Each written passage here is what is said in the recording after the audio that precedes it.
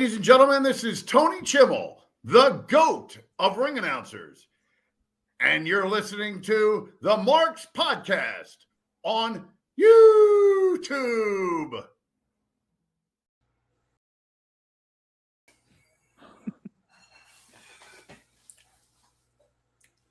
Hello, are you out there? And I must say this. On my phone, I don't get everything. I sent you a link. And Yeah, I'll send it again later. Yeah. Because I know you saw it. You son of a bitch. I know you saw it. Like I said, I get people to send me stuff all the time. I can't open it because I don't have that kind of phone. Or I don't have that, Yeah, because you have a fucking rotary phone. No, because I don't have Facebook. I don't do Twitter. I don't do WhatsApp or whatever that's called. WhatsApp. Okay, Grandpa. I just don't have that stuff. I have to tell you something. I know that you wanted to do a show on WrestleMania Night 1. No. Or whatever. We were talking about Night 2 or whatever, but I'm having surgery done. So you and I have talked about stuff. That Thursday I'll be having, well... Why are we talking about this on stream? Because I don't lie to the fucking audience. Look, I have a large mass. You're finally going through that surgery, huh? Kiss my ass, Gerard. I have, and you know about this, Gerard. Other people don't. I know. I have a very large mass that's in my left arm. They found some stuff they didn't like. They're going to forego the biopsy. They'll do biopsy later, but they're just going to cut it out of my arm. So that happens that Thursday, and I will be pretty much hemmed up for the weekend. I will try to do a show from fucking bed because Gerard is a slave driver, and even though I just got out of surgery, he's going to want to do a show. So because Gerard pretty much runs the show around here, I will do my best to be in there to do the show whenever he wants to do it. Yeah, on Sunday, so that gives you the extra day. Do you hear this, right? Well, that's Sunday, so... See? Oh, wait. I have just had surgery to remove a large, possibly Sunday from the bed. Malignant mass from my arm. Anyway, it'll be okay. And this fucker wants me to do a show. Yes. He's just as bad as Vince McMahon. If you're breathing, you're talking. Fucking dick. Slave drivers around here. I know. Do we want to start with that, or do we want to start with? What, slave drivers? Yes. People apparently they're such slave drivers at WWE, and everything moves so quickly. Road Dogg can't keep up. Because some of the things I hear about, they act like they're cavemen, pulling around women like she's cave girls and stuff. Well, before we get to that, let's get to the Road Dogg thing. Okay. So, do you want to play that video? I'm gonna start. I'm pulling one of them up.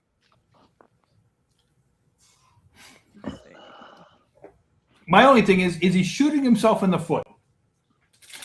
He's old enough. He don't give a fuck anymore. He's about your age. He's senile. Billy, hey, did he sign this after Mania? Oh, first, I'm sorry. This first one's I'm talking about firing Triple H after Mania. There's a couple of Road Dogg videos.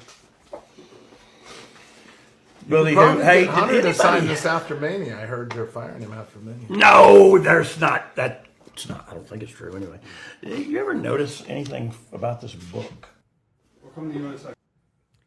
So, all these answers that you're going to see in these next couple of videos, Road Dogg's very like, oh no, everything's fine. Don't pay attention. Look over here. Exactly. Road Dogg, if you want to answer, why did you leave creative? It was moving too fast. Because he wasn't creative anymore. I've lost my. No, it was just moving too fast for me. We talked about my brothers and their grandkids, and I didn't get to spend a whole lot of time with mine, so I'm going to do more of that now. Time to relax. Yeah, amen. What's Brian doing? Oh, you didn't know. Yeah. Wow. There's an elephant. I'll say this. I will always love their interactions with each other and shut up, Gerard. They remind me of me and Gerard. Coming back at Mania. Spot right now. Chances of Vince coming back at Mania. I have no idea. Oh, that sounded a little like Insider. Oh, you didn't know? Oh, that sounded a little Insider. Smile. Y'all are making me smile. Vince coming back. I find that hard. Like Yeah. I don't find it hard. Yeah. But I don't think it's like Agreed. they're too businessy for that right now. Yeah. And I still think, even though it's Too fresh. kind of a gone. Yes, there it is. Too That's fresh. that too. All right, stand serious. Spot right now. Road Dog just constantly is like, oh, what? No. Like, he seems so uncomfortable at the notion of any of this being discussed that he's got to make little sounds and act distracted. Like, he doesn't want to address any of it. Here's my thing about that. What's your thing about that? He's so close to being removed from there. He's gone. No. He's so close to being removed from there. I'm saying is it don't just happen a short time ago. He still might have money coming to him, so he doesn't want to bash the company. He's still. So it's like someone else was on this podcast. I feel like you've been getting the legends. I feel like you got the only fucking Ring Boy Legends deal there ever fucking was. I wish. He got fucking, like, if y'all watch the end of this damn show, he gets thrown to the ground by Psycho Sid, going to the Hall of Fame. And that's the thing. I think it's because of this podcast that Sid's going to the fucking Hall of Fame, because we reminded people the great job Sid throwing his little ass into the fucking guardrail. So What did it? That's what If that's the reason why he got in, then I say this. That's the So next guy. because they've been paying. to go in. Gerard Millet's got a fucking inside deal with fucking Ari Emanuel hooking him up and shit. Yeah, okay. Kisses their ass every fucking episode. I can't even say shit. Well, what about the WWE? They've done this. They're fucking they're full of shit. But you're sucking the tit of TKO. What I saw from the good on Monday turned into the bad last night. Okay. He didn't let's like get the to that. Pat McAfee angle. Is that what I heard earlier? Nah, I did not like that at all. Why? How did you not like that? Because how do you go from teasing the boss? How the fuck are you Wait, you thought the voices were the boss? Yeah. Because you're the only fucking person. You're the only person that thought it was him. I'm going to tell you this right now. You know what else? You know what a lot of people that I've seen would have loved to have seen? Shane O'Mac. Why? Because Shane, I can't. Shane, I have horrible punches, McMahon. Hey, don't talk about Simba. Because what he did, because you had Stephanie come out Monday. Why not? Yeah. Why not? Because I'm tired of the fucking McMahon angle. I'm sorry. I don't need to see Stephanie versus Shane again. No. Oh, hey, here's another one for you. What if one of Shane's sons would have come up? What the fuck is with your goofy ass booking? So one of his teenage sons comes out? Actually, he has one in college, so I don't know if he's a teenager anymore. So one of his college sons. Oh, and yeah, he's the voices in Randy's head. Wrestling has more than one royal family. Why do you have these ridiculous fucking storylines? You are worse than Paul Heyman in the ECW. Well, listen, I'm not Dave, though. Thank God.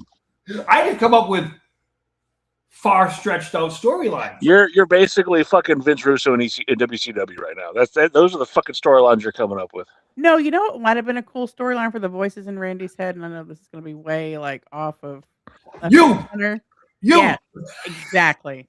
No, what if you had something from the Wyatt Six? What if he had Uncle Howdy? So after, because he had his match with Bray back in the day. Why couldn't Uncle Howdy be the voices in his head? And then see that I could get behind that. I could get behind that because there is a history there. Hey, there was never a fucking no.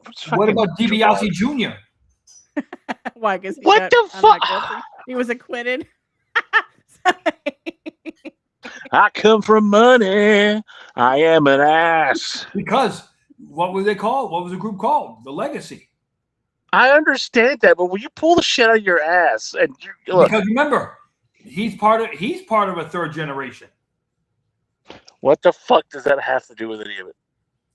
Wrestling has more than one royal family. Yeah.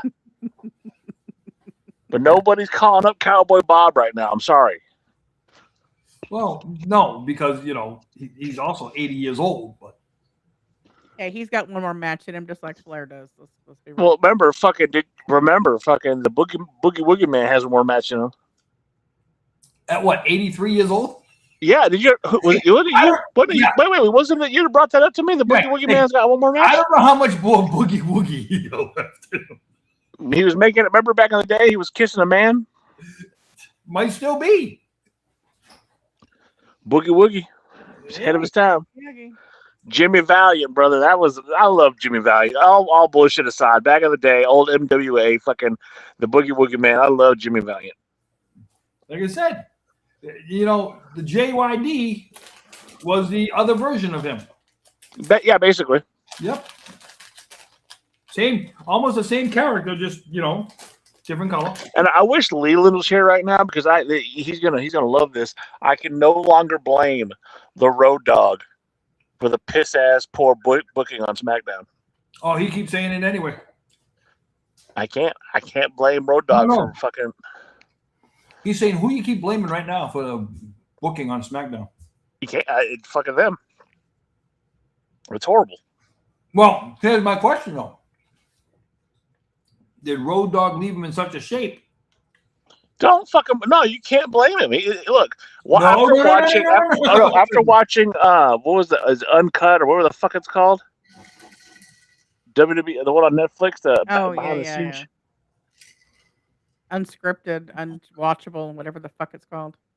Well, after watching that, you could tell Road Dogg doesn't have a voice in there. I always look at it like they this. trounced all over him with his whole Chelsea Green idea. Oh, exactly. Believe it's a work until it's not a work. Fair, but I'm tired of having to guess whether something's a work or not. I'm over having to figure it out. They've been trying so hard to bring kayfabe back and they're failing. That's just what it is. Yeah, I mean, it's one of those things to where they let the cat out the bag, and now they're trying to get the cat back in the bag. That cat's gone. That thing is, you can't even. Well, because he's the one who killed it. Say when the clique took over, right? The clique took over fucking booking now, and they have realized that the shit that they destroyed in Madison Square Garden, I have become a fucking Jim Cornette fucking disciple. No, they ruined wrestling with that shit. More than that has killed it. Everybody walking around backstage with a cell phone who likes to leak out shit to certain people. That's kayfabe, motherfucker. I'm saying is, you could have that kayfabe. Listen, when you walk in the building, your cell phone goes in a basket. Okay.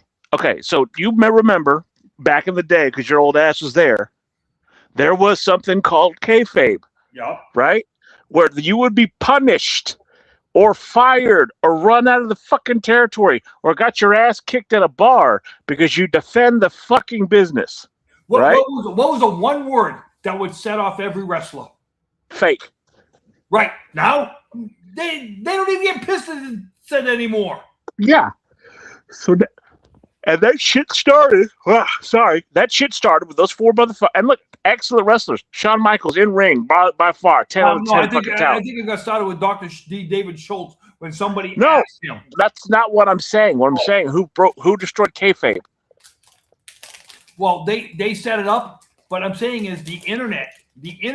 Totally no, because you know where I'm going with this, and you're gonna try to defend his fucking spike ass. You're gonna try to defend Uncle Paulie.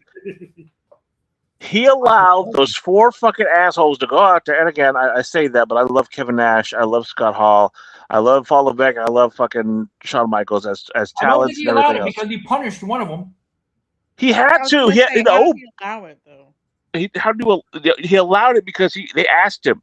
They went back. They've already come out and said this. Fucking Sean and Paul Levesque have come out and said that. Yeah, they asked Triple H, and he goes, because it meant something to them, and because they had a voice to McMahon, they had his ear. You know this. This is not shit that's new. You know this, Triple H paid a price because he's the only one that could. The other two would go to WCW, and you're not going to punish your fucking champion. Well. A year later. Yeah, and he was all pissed off. And Triple H did the interview with JR, and there was some fucking real shit in there where he basically said he ate shit and had to like it because they punished him. They didn't punish Sean. They didn't punish fucking Diesel. They didn't punish Razor. They punished him. I think Paul Levesque won that battle, though. Why? Because he's in control of everything now, kind of, sort of. And the guy who could have fired him is gone. Your best friend, your fucking driving partner. I know how to drive at 80 miles an hour because I drive the same car every day, so I know what it's like. So today, though, I'm going to do something, and it makes me fucking sick. I'm going to defend Vince McMahon. Okay. Did he not just sound like fucking Herman Munster? Wait a minute. So excited. I got a question for you. So at the end of this, she's going to strike that one comment. That's the first, last, and only time we'll ever hear that comment. Yes. So I'm going to let her set this up, what's happened, and why I'm going to defend Vince. So, as WrestleMania approaches, and as you saw in the clips with Road Dogg and Billy Gunn, there's talk about everybody speculating whether or not Vince would make a return at WrestleMania 42 in a couple of weeks. So, because WrestleMania is a highly visible time, highly important to the WWE, highly important to TKO, they can't sell enough tickets to meet even last year's numbers. Janel Grant decides to come out and drop a 40-page dissertation on everything that happened to her with some additional new details in an attempt to block Vince from getting arbitration. He wants to go to arbitration. She wants to go in front of a judge. So her plan is to drop all this additional information in the hopes of convincing a judge that he does not need to go to arbitration, needs to go to a courtroom. And a lot of this is stuff we've heard before. A lot of it, if you read the original document back in 2022, I think, you already know most of this stuff. Brock Lesnar's name is brought up a lot again. John Laurinaitis is brought up a lot again. Vince is made out to be extra slimy and abusive and horrible.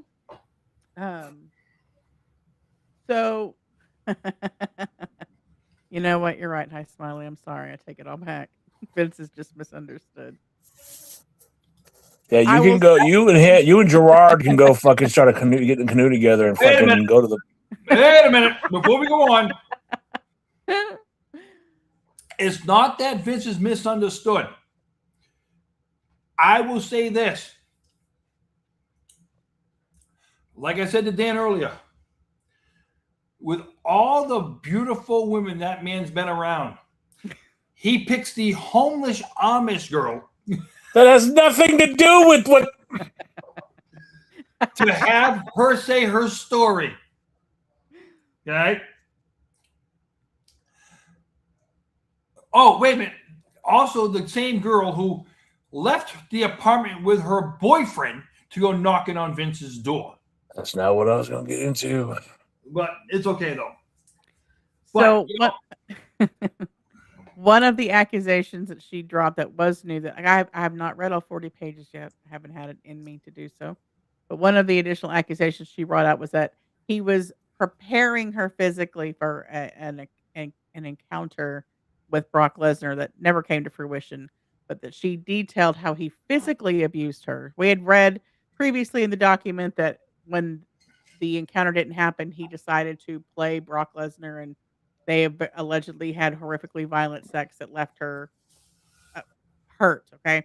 So now she's saying not only did that happen after, before he pulled her hair, he drug her around on the floor, he punched her, he pummeled her. Okay, so she goes and details all of this alleged physical abuse, which Vince is a lot of things, in my opinion. I don't think that's one of them. Hold on. You said this before. You and I were talking about this when this first came out, which was on April Fool's Day, about how he did all these things. And all of this was allegedly to have happened before she fucking worked for him. No. No. What was it? Was it that, or was it the thing where Oh no, she blacked out. He had apparently touched her, reached his hand in her pants after she had come and visited multiple times at his condo, and she blacked out. She blacked out several times, according to this new filing. She blacked out during encounters with he and John Laurinaitis, but she went into additional encounters there, apart from the one that was read about in the first initial drop. She blacked out. She allegedly told him she attempted suicide, tried to, and he was like, "Oh, okay, well, go see John Laurinaitis in the morning for breakfast." That he didn't care. But then later she says that she contemplated suicide. So on one hand, she's saying she did. On the other hand, she's saying she only contemplated it. There's a lot. It feels very, let's throw everything at the wall and see what sticks. Like, But no, and no. Gerard and One I of were the things talking you and I, earlier about why wouldn't you talk about all this in the original filing? And I think she was keeping things in her pocket for a moment like this where she feels she's losing grip or losing public favor. Well, here, let me there put was more stuff out there there of was what he did. something you and I were talking about, and I can't remember if it was at the beginning of it or whatever. But apparently, she kept going to his condo. He had done all this shit to her, but Right. she kept going to the fucking condo. So he did all this shit. She didn't call police. She didn't file a police report. She didn't fucking say anything, and she kept going to the fucking condo. And in the same breath, it doesn't come off as if she's a victim. It comes off as she's a fucking honeypot. At the end of all this, she didn't get her money on time because the trick's got to get her fucking money, and because the trick didn't get her fucking money from the John, now she wants to fucking sue. I'm sorry, and I'm going to say it. This is my interpretation. This is a commentary channel at best. It's my opinion that she's a money hoe, and she didn't get her money fast enough, so now she's trying to play victim, and she's trying to sue him to get the money she didn't get. You know, that's almost the technical definition of, where do we hoe? go? Yeah, where do we go if we allow stuff like that to happen? To where it's like, how do we never know she wasn't like Vince's lawyers have done an amazing job of not leaking out anything that they have. They're letting her, feeding time at the zoo? They're letting her basically dig her own grave. They're not releasing nothing because all we've heard is everything from her. We've seen her text messages, only his responses. We haven't seen what she was saying. We've seen what he said. So when Vince's attorneys put back, okay, this is what you saw, but this is everything that led up to what she said Vince said. Because in every conversation, you have to have a question and an answer or whatever like that. Why does it seem like only Vince's answers are being put out there? Nothing. No, but okay. Out there. Even beyond that, Gerard, I want to make it very fucking clear. I do not like Vince McMahon. Okay, and I'll get into that in a little bit. This is the episode. I guess we'll do it. I'll get into why, and I'll get into the personal reasons that I just don't like Vince. Okay. But before you go, let me say one thing before you go there. Okay. Unlike popular opinion, I don't love the man either. Yes, you do. It's okay. No, I know you do. Y'all had a moment in an elevator, and all of a sudden it changed your life forever. No. Don't even say it like that. Like you can get me into more trouble. You had a moment in an elevator where he asked you about the show, and you were like, "Oh my god, he's talking to me! Oh my god, you were like a fucking." He was like a girl at the prom. Oh my god! Oh my god! Oh my god! Oh my god! Oh my god! He's talking to me! Oh my god!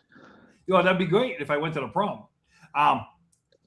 My thing about that is this. Like I say, I ain't saying I like everything that man's ever done. Okay, but what goes on in one's personal life. And I agree with you to that point. But my issue with her is that it's, we talk about this all the time, moving the goalpost and moving the goalpost and moving the goalpost. She does it constantly. And she's always playing the victim. But I go back to my main issue with her is if he did these things, why are you suing him in fucking civil court? There was a time where you could have put this guy behind bars if this has really happened and taken him to. This case is 4 years old, correct? Yeah. He has another case that's 45 years old. She's living. But again, she could have taken him to criminal court. Right. But again, it comes down to look. If it don't make dollars, it don't make sense, and that's the issue with these people, is that it's always about money. Now, some of you know, I know Gerard does, and I know Trips knows. I have a giant tattoo on my calf of Vince McMahon. Growing up, I wouldn't say I had the best childhood. There was a lot of shit going on. But I knew for fuck sure that when Raw was on, when SmackDown was on, all the anger, the yelling, and the violence just stopped. And for those points in my life when we would watch, and we had a hot box back in the day. Some of y'all know what that is. So I'm sure Gerard knows what it is. We had a hot box, and we would watch all the fucking pay-per-views, and we would watch everything that had to do. And I was a huge fan of Steve Austin, of Jake the Snake Roberts. And I was happy because in those moments, in those hour increments, those 3-hour increments, and those 2-hour increments, we were finally a fucking family. And the person that was responsible for that was Vincent Kennedy McMahon.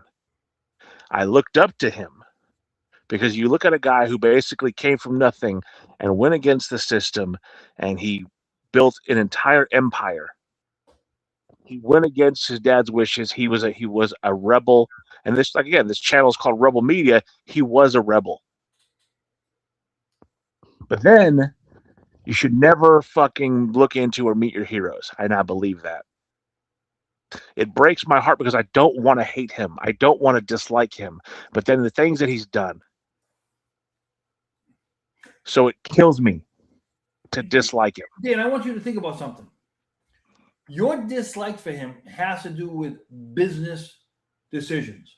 No, it has to do with what happened to Nancy Argentina. Like I said, business decisions. None of he this covered up her. He brought he brought a fucking suitcase full of money to a police station. Hey, hear me out. That was part of a business decision. He got killed by Snooker. No, I'm saying is he did that to protect business. Up until this thing with Janel Grant, the biggest thing that's ever happened in his personal life, where people went after him personally, not business-wise, was what? No. So this is where you're wrong, because there's another person. And I know that the Rita Chatters and stuff, there's speculation on that, whatever. Business. I'm saying once again, no. Business. Hold on. So wait, fucking her in the back of a limo and offering her this and then firing her after that. The business, I'm saying to you, that's all business stuff. I'm saying to you is, what has he ever been accused of in personal? Hold on, no, I'm going to get to Zanzibar in Florida, a tanning salon employee said that she groped him. Correct. Correct. And the police said there was justifiable cause to press charges. Okay. Right. And so then again, the reason you and I met, Gerard, the reason you and I met is because we got a bunch of fucking flack and we started pursuing other things.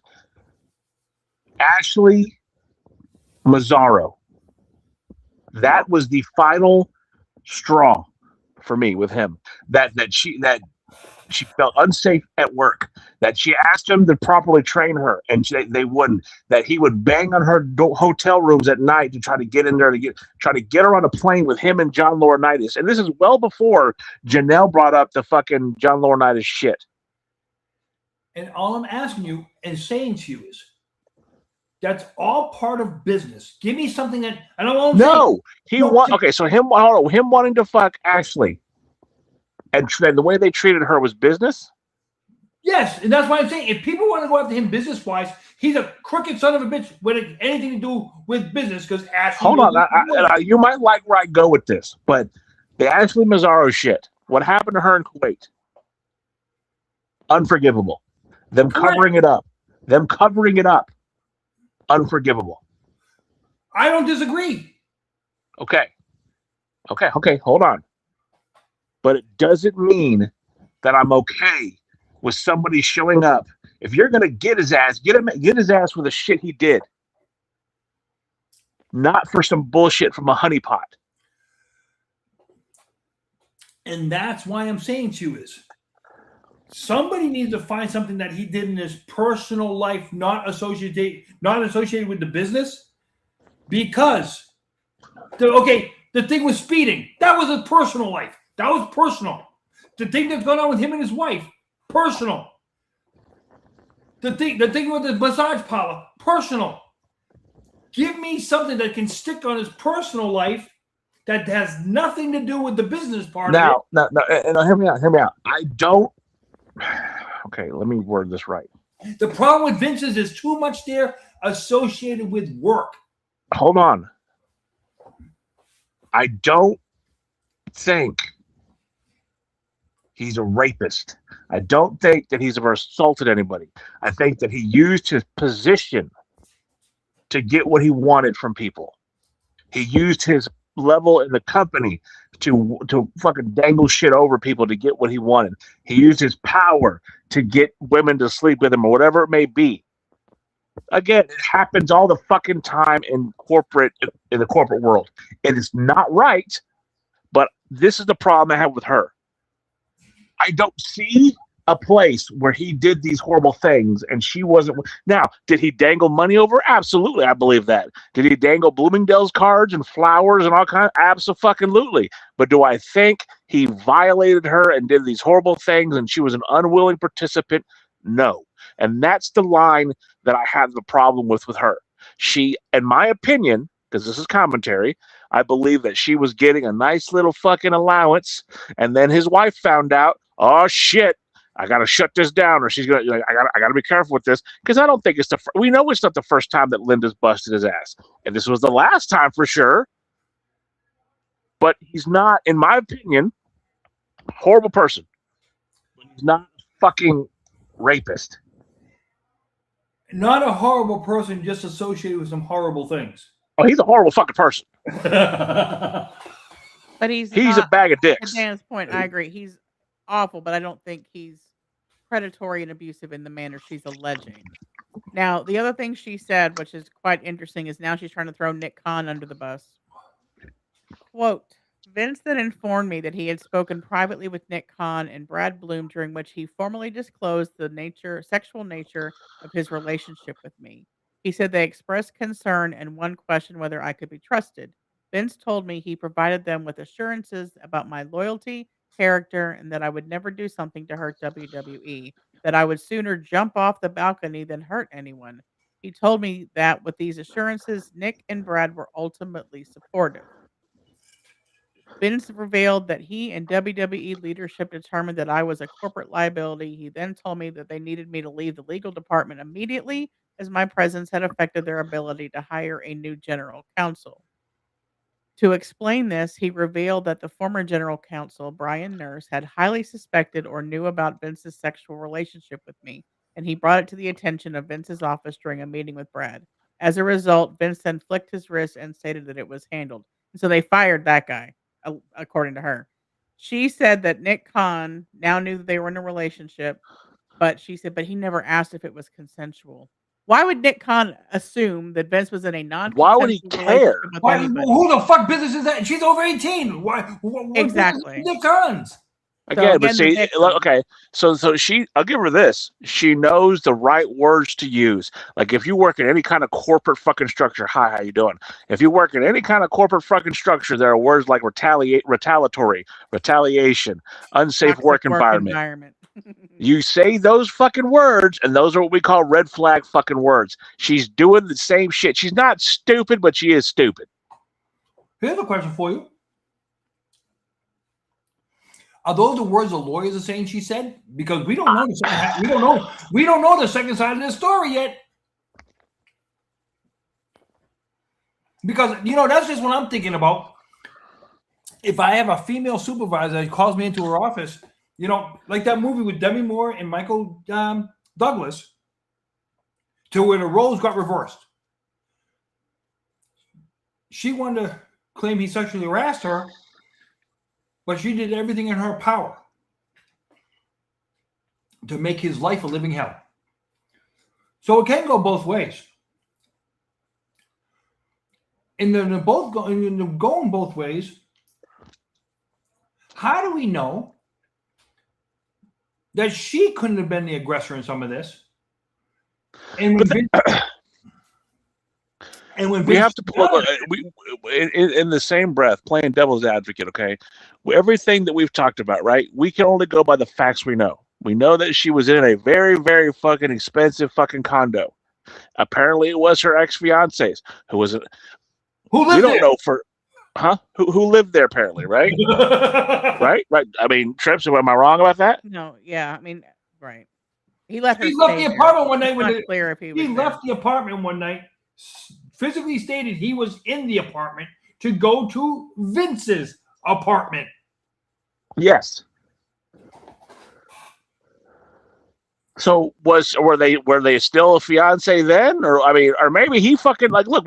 I've never talked to that guy. I'm speculatory here. Was he tired of her bullshit? Did he realize that she was a fucking honeypot? Hey, maybe she was going to knock on Vince's door to see if he wanted a threesome. But again, all this stuff is fucking like she is playing a game, in my opinion, but look at all the bad things he's done. Yeah, he's done some fucked up shit. Yes, I don't like the motherfucker, but don't sit here and try to make someone out. That's the thing. We talk about Mel. We talk about other shit. And it's always fucking speculatory. Like when that fucking dickhead from fucking the Panhandle said all that shit about, I got still photos of all this shit. What do? We showed video of the fucking truth. Oh, yeah. And at the end of it, Ted DiBiase's eating an egg salad sandwich looking lonely and Trips thinks it's fucking sad. Now, it goes back to this shit here. Everybody wants to speculate. Is Vince McMahon, in my opinion, a sack of shit? Yes. Is he a dickhead? Yes. Does he do stupid fucking horrible things? Yes. Is he a fucking rapist? I'm sorry. I don't think he is. Do I think some of the allegations are horrible? And if they are coming out to be true, then yes, absolutely. Bury the motherfucker. Fucking castrate him. Do whatever you got to do. But I need fucking facts. I need the convicted. Like, so if all the women of former WWE, if they got together and really wanted to get criminal charges for felonious sexual assault, not rape, could he be convicted of that? I don't think do I believe he could ever be convicted of felonious sexual assault? Yes. Okay. If all the women got together and say he did all this unwanted touching, okay, could he be in a hypothetical situation? Yes, he probably could be convicted of felonious sexual. But okay, so there's a difference. The fucking massage parlor, 100%, he did some shit there. He tried to use his fucking power, influence his money. I really believe he tried to do something there, whatever. But the fucking massage lady didn't go back for over a year. She wasn't going back to his condo. She wasn't calling Vince. She wasn't accepting gifts. She wasn't, whatever. Janel Grant is on. It's proven she had received fucking gifts from Bloomingdale's, gift cards. She's received money in cash. She got a fucking job. Sable. She got paid her money, and then went back to the company. Yes, she did. And Brock is her husband, and Brock and Vince are still friends. What's that go? So what it goes to tell you is this. Has he crossed the line? In my mind, he has crossed the line. Okay? In a business sense. And like I say, in a business sense. Where are these things? Look, you can say it's a business sense and all that. I just think he uses his power to fucking do some horrible fucking things. He's the epitome of that's not business. That's a piece of shit. The epitome of workplace sexual harassment. I no doubt about it. Yes. Okay. You know what? There, I can concede to that. Yes. As he sexually harassed people. Objectionably, yes. Yeah. Allegedly, yes. Yes. Allegedly, he is. Yeah. Look. If someone told me the epitome of workplace sexual harassment, there is no. This is if they could have a blueprint of what not to do. Don't follow him. He is the equivalent of the Canadian fucking work safe tapes that you'll find out there. He is absolutely what you don't do in a fucking office as a fucking boss. Yes. Okay. So we can agree on that. But in the same breath, like I said, we can also say, was he taking advantage of his position of the vulnerable, we can also say that too. Yeah, you're not helping your case now No. for liking him so fucking much. I'm saying to you, do I believe he took advantage of some of people in vulnerable positions? Absolutely. Okay. But I don't believe he ever forced himself on anybody. He just offered them maybe more money, a better spot to where they could make more money. Just if, you know. Now I will say this, and this is going back to Rhea Chatterton. I don't, in my mind, believe that he offered her the money she's saying, because With $500 million, no. That's and that's what I'm saying. If he did these things, then I want people to be honest that yes, he sexually harassed me. Yes, he did this. Yes, he promised me the world, and I did it because he promised me the world. Because here's the thing: sexual harassment is illegal. Let's just call it out. Well, my question is, there was a time it didn't become illegal till, was it the mid 80s? No, it was redefined. It was redefined, and that's what I'm asking. When was it redefined? What year was it redefined? What I'm saying is, sexual harassment, to some regard, is illegal, but it also doesn't mean that you sleep with him. Yes, you slept with him, and he didn't. He didn't. Let's just say it. He didn't have to give these people shit. He said it on his word, and his word didn't mean shit. You fucked him. You know. And then now you're claiming that he did these things to you. You still slept with him.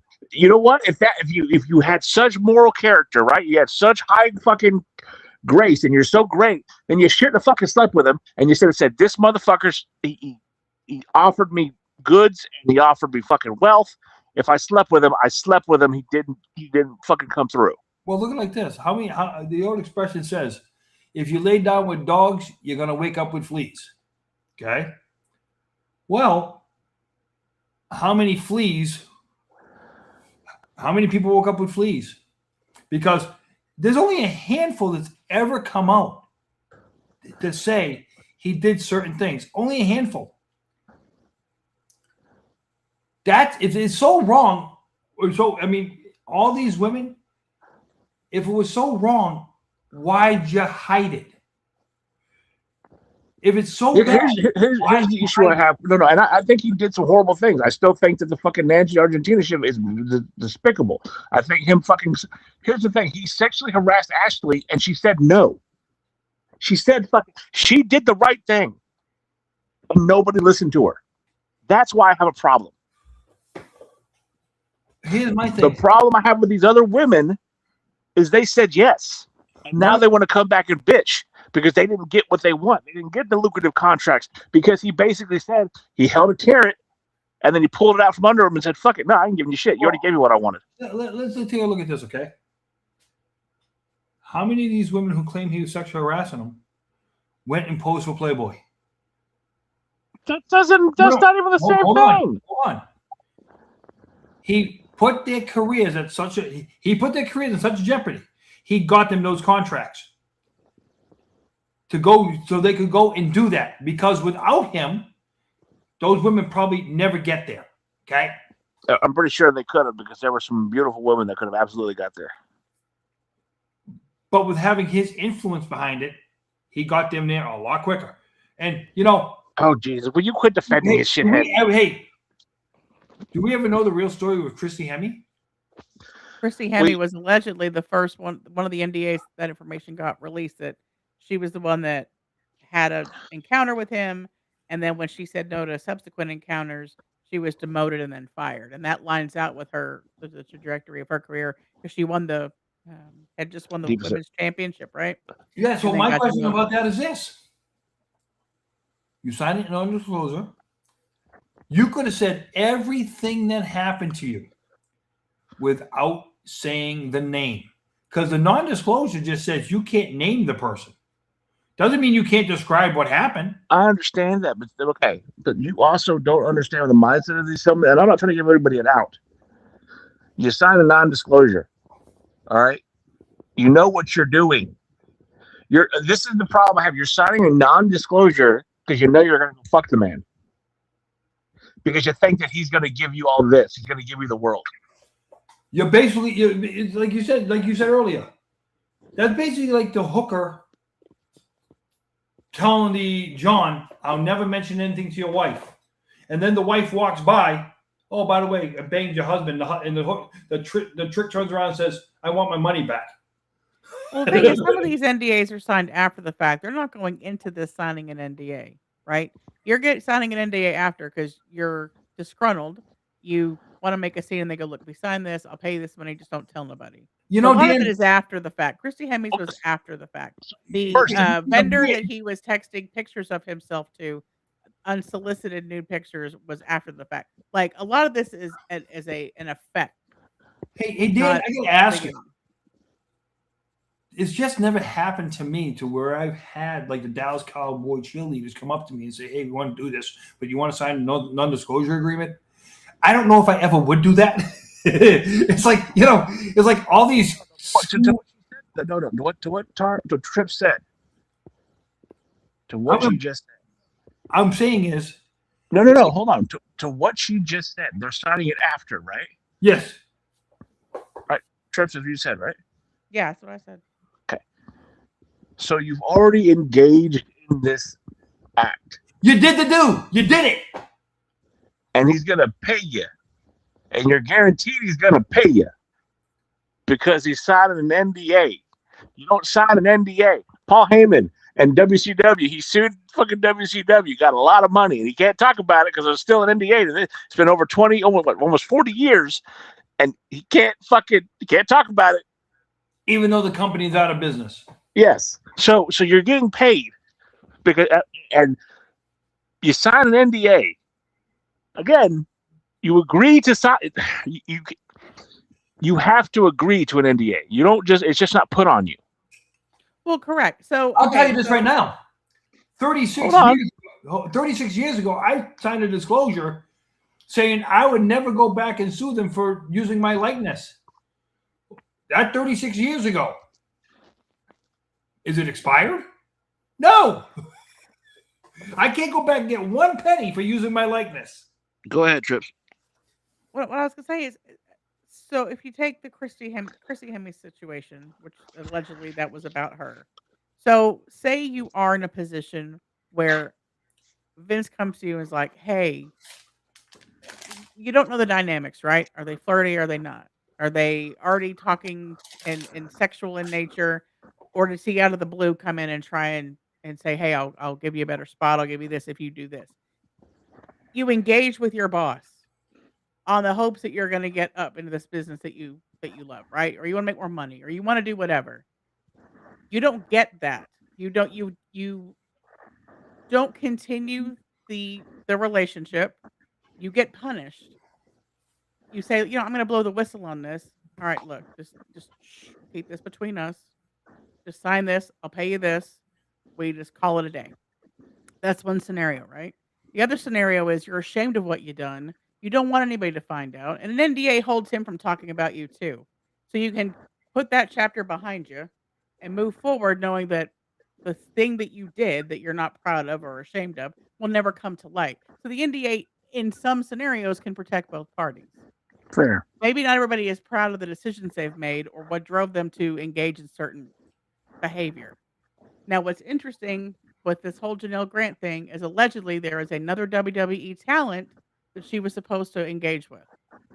She doesn't name him, but she said in 2021, Vince had Brad get me from tenant relations, walk me to the executive office, and wait on the other side of the chairman's door while Vince offered me sexually to a WWE talent. I later escorted this talent out of the HQ before any harm could happen. Now, we know for a fact from what she said, she and Brock never met. So this is somebody else. So she's laying another allegation of being allegedly pimped out or offered up to another member of the talent team as part of contract negotiations. Could she see this individual? She walked out with them. She said she walked out of HQ with them. Did she have to walk out with them because they couldn't see their way out? I don't know. But I find it. She needed a face mask for the shit to be deployed. She needed a face mask. Wow. I just find it interesting before What's up? any harm could happen. Hey, Jacob. And he shows up just on that question. Of course, because Jacob has impeccable Yeah, taste. no, I mean, I heard some, shit was being brought up, or as one VKM would say, feces. I heard feces was being brought up, so had to come in. But how's my mic doing? Does it sound good? You're fine. Yeah, you sound good. You got a haircut. All right, but yeah, no, I mean, I look somewhat better. My whole shit was getting in my face, into my eyes. It was gross. That's how that But happened. because like when I brush my hair down, it goes in my eyes, goes in my mouth, because I don't like to see the world, I want the world to see me. But, Jacob, let me ask you this, because if you've been listening, if you've heard anything we've said, you being only as young as you have, what is your whole opinion of the way things have gone down when it pertains to the sexual harassment cases towards Vince? Well, I don't think my age really has anything to do with it. I just think you see, from someone who, like myself, has watched WWE his whole fucking life. I've watched WWE since the moment I was able to comprehend what was being sawed in front of me, I in this situation, we all knew Vince was a creeper. I mean, I knew that from when he was, trying to have Trish Stratus bark like a dog, or when he would, have when I remember a specific segment. It was 2007. It was him and Tajiri, and he was like, "I'm gonna go to the nearest nudie bar and have myself a drink. Come on with me, Tajiri." And I had to ask my dad as a 6-year-old, "What's a nudie bar?" Then he had to explain to me what a nudie bar was. And so Vince has always been kind of this, character. Piece of shit. At least for me, I always saw Vince as a pervert, basically, his character all throughout. All throughout. Who was your first this lawsuit? Who was your first for women? Oh, my first. Oh man. Now we're going by. Well, first of all, Candace. You Michelle, notice how when Jacob starts talking and calling Vince something bad, that fucking Gerard has to change the subject? No, I just want to know. Well, okay, my first was Candace Michelle, of course, because I remember Great American Bash 2007. They literally just had her dump water all over herself, slow motion, with the Hardy Boys watching her, and then Ron Simmons comes in. Damn. So yeah, that was me as a 6-year-old. That was one of one of my awakenings. I feel like I shouldn't have been seeing that as a fucking 6-year-old, but to each their own. That's for my dad to answer, not for anyone else. But I just always saw Vince as a weirdo, and any of these new allegations that come about. Again, I just have to break it down like this. All Vince had to do was pay her. All he had to do, because he would have gotten away with this had he just paid her. Now, okay, but so there you go. There you go. There you go. Y'all are saying all he had to do was pay her. Hold on, hold on. I didn't finish what I was going to say. It's fucked up that Vince would have gotten away with this if he would have just paid her. So that's where we're at right now. What's up? Gotten away with what? How do we know a crime was committed? Okay, listen. You cheat on your wife, you're committing laws. That's not a crime. It might be against morality, but it's not a crime. Okay, so yes. Well, Vince, I'm just saying. again, I'm saying, Gerard.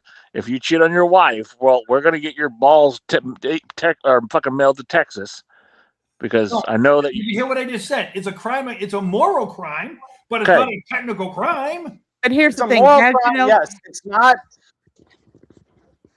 Go ahead. Go ahead, Trips. Go ahead. Sorry. No, I was gonna say, hey, to Jacob's point, all he did was pay her. Had he paid her, the other NDAs wouldn't have come out. We wouldn't have learned about allegedly. But where would the him. payment have We wouldn't stopped? have learned We about. would have never the known vendor he was about this. texting himself to. See, He this wouldn't is have had where- to this step is down where I from the think I'm gonna board. have to- He would still be in charge of the company. Had he I'm going just to paid interject her, on that though. Yeah. that would have been it.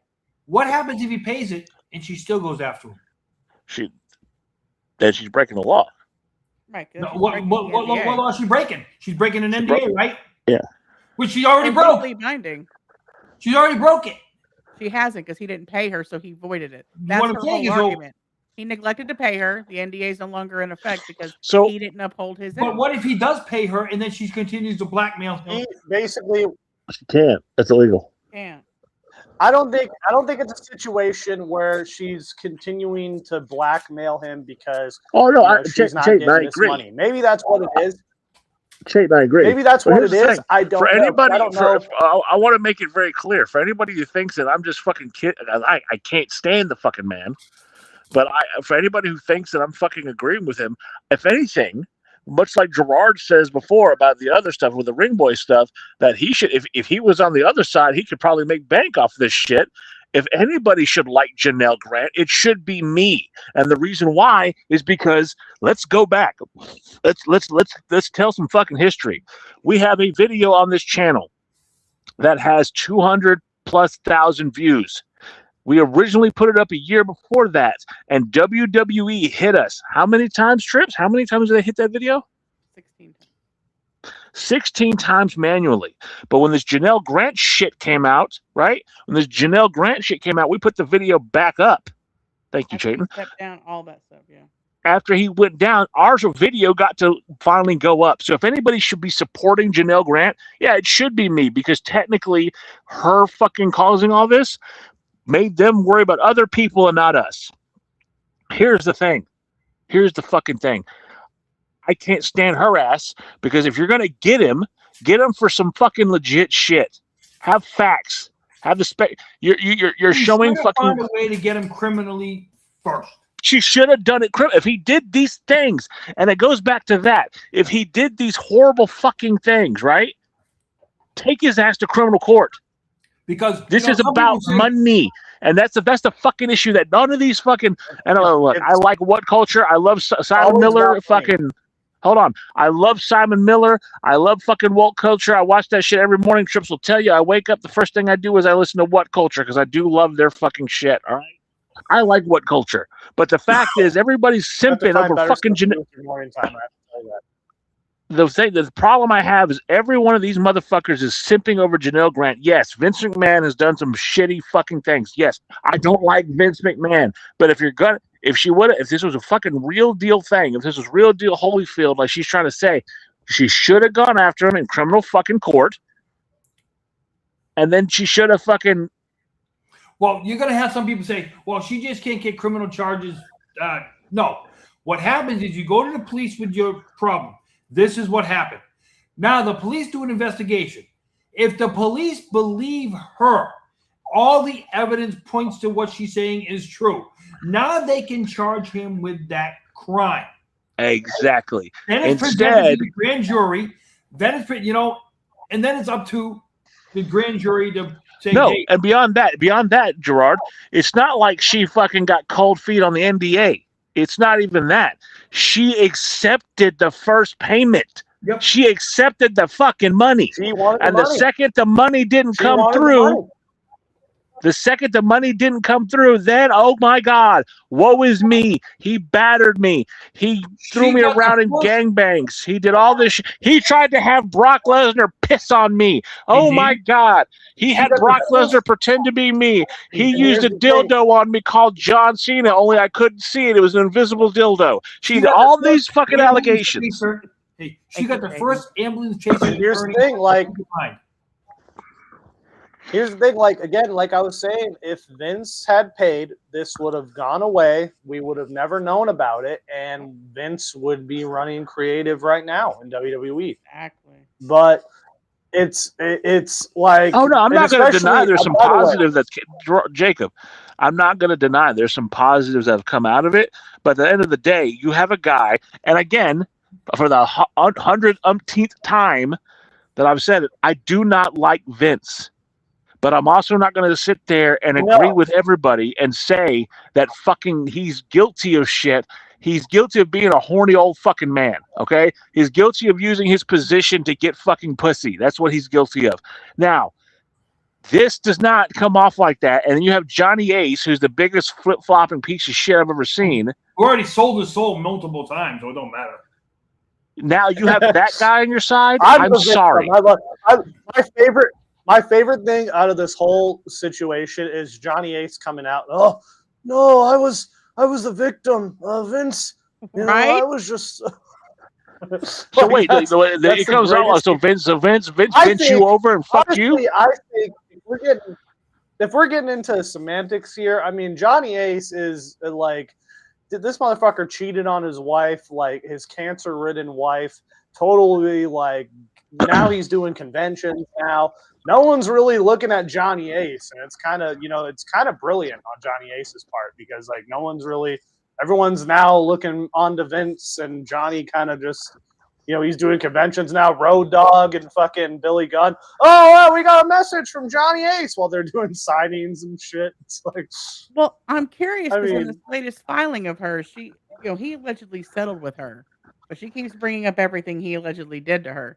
So I would have thought part of that settlement would be that he stops being brought up, but she's continuing to bring him up. He's only I guarantee you, it's because he's not useful to her anymore.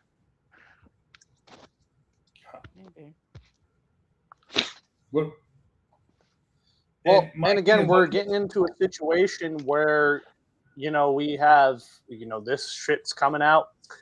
And we're in a shitty situation WrestleMania wise. I think, we gotta bring Vince back. I think Vince needs to both of you can fucking sit and spin on one. That's what both of you can do. Wait, hold on. There's something I gotta ask you though. Never mind creatively. Business-wise, just business-wise, not creative. He has nothing to do with creative. But if he could be back in there to dictate just business-wise, as a fan, I'd like to see him back for the business side of it. Okay, but you already have a blueprint from fucking 40 years of his fucking business.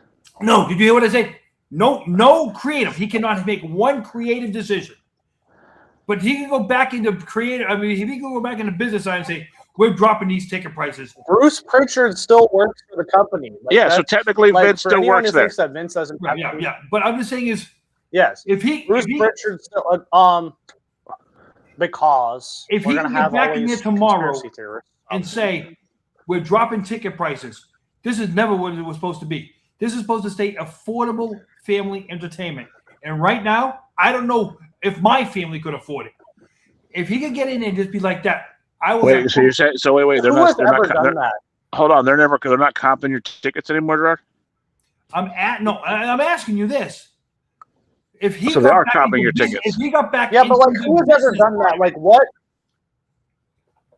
But like, whatever like CEO of a company has ever done that, like, except for like the exception of Arizona Iced Tea, who like comes out and says, yeah, we're never gonna charge more than 99 cents for my cans because I want the cheapest iced tea.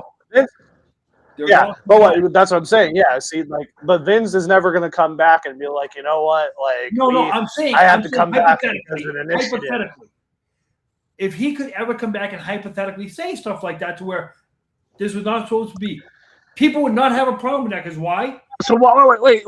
This you're telling me? Okay, this is how ridiculous. Hold on, both of you. Time out. You're gonna sit here with a straight face because you love him so fucking much, Gerard. I swear to God, you love the fucking man. But you're going to sit here and tell me they're going to bring him back just to tell them, you got to bring these ticket prices down, brother. You got to bring these ticket prices down. Pow. You're killing the business because you know what? No, because I said it before and I'll say it again.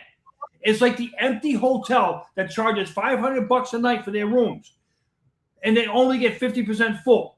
If you charge $250 and you sell it every one, that's not what I'm saying, Gerard. You're telling me that unless they have Vince McMahon unless they have Vince McMahon AI'd like the way he looked in the 90s coming out, like being family. Like, I don't know how Vince McMahon of nowadays can be family friendly to anyone, like coming out. He Like, looks like the you imagine fucking Vince Crypt McMahon Keeper. doing But no, commercial- hold on. Time out. Fucking Jacob, hold on. You're missing something here. Gerard, because he loves Vince so fucking much, thinks that they're going to bring Vince back to work for TKO as a consultant just to tell them to lower their ticket prices. Listen, I don't think it's a situation where Gerard loves Vince so much. I think you get a little too hard on that, Dan. I don't think Gerard loves Vince so much. I think that Gerard loves what Vince represents. You know, Vince represents the cartoony wrestling that Gerard wants. Gerard wants the gobbledygooker to come out. And No. Vince inspired a whole generation to want to create a Kiss My Ass club. Listen, when I was in school, I was like, yo, kiss my ass. No, I'm just kidding. I never did that. But no, I mean, I just think with, like, who cares? Who cares what we're going with? Because again, it's a double entendre. I think that's the word. But like, Vince is always going to be tied to WWE. It's always going to be like a lot of these moments, classic wise, is going to be tied to Vince. So again, I fully believe, I am 100% convinced on this. Again, people could fucking say some shit like, oh, it was the plan all along. I'm convinced, had this shit not dropped, this whole new allegations bullshit the day before, I think Vince was going to be that mystery caller for Randy Orton. I think so. Because, like, why the fuck, like, Pat McAfee out of nowhere? Like, it just doesn't make No, any it goddamn wasn't out of it wasn't out of nowhere. Because Ari Emanuel has already come out and basically said he believes that he's going to be the new Stallone. I forgot about that. He thinks Pat McAfee is big money. Pat McAfee has a great fucking business relationship with ESPN. I liked it. I like Pat McAfee. I like the way they're going. I like the fact that basically, and Gerard doesn't like this because Gerard loves the fucking golden era. But I grew up in the Attitude Era. I grew up at the beginning of the New Generation era. All right, and I'm sorry, but Pat McAfee was speaking some fucking truth. Y'all, they forgot about my fucking. Hold on, Jacob, Jacob. I'm gonna get to your generation. Trust me. Y'all have forgotten about our generation. They have forgotten about the Attitude Era, and that if it wasn't for fucking people like Steve Austin, like The Rock, like even fucking Triple H back in the day, if it wasn't for people who are at WrestleMania fucking 17 high trips who got to see that shit live. Okay, but like, imagine if Triple H, hold the fuck on, pal. Imagine during that time. Hold on, I'm gonna interrupt you in this moment. Imagine during that time, like, if Triple H or The Rock, like, during that time, the height of Attitude Era was like, hey, we're going to have Screech from Saved by the Bell be in WrestleMania. That's pretty much what we fucking got right now. Like, hear me out. McAfee sat there and pointed out that it was my generation of wrestling, my generation that fucking made it the fucking juggernaut that it is now. And what did we do with it? What did we do? We went to fucking John Cena. We went to fucking all the shit we have now. We have John Cena 2.0. And I look, no knock to John. Great career, wonderful human being, great guy, whatever. But we're now on fucking Cody Rhodes, which is basically Puppet Boy. And we've talked about it on this fucking show. Look, he finished the story. It's so great, wonderful. But it's dumb and it's boring. And I'm over it. It's dumb, yeah. It's dumb. But again, we shouldn't have Pat McAfee out there to convey this message. I like Pat McAfee.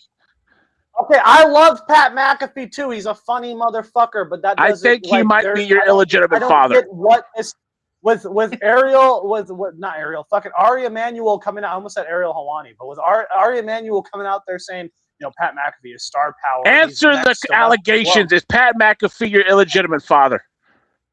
Yeah, maybe. I don't know, because we have the same fucking crooked nose. I mean, we're fucking, we're out there. But like I don't know what people are seeing, like what Ari Emanuel is seeing, like, it's Pat McAfee, he has all this star power.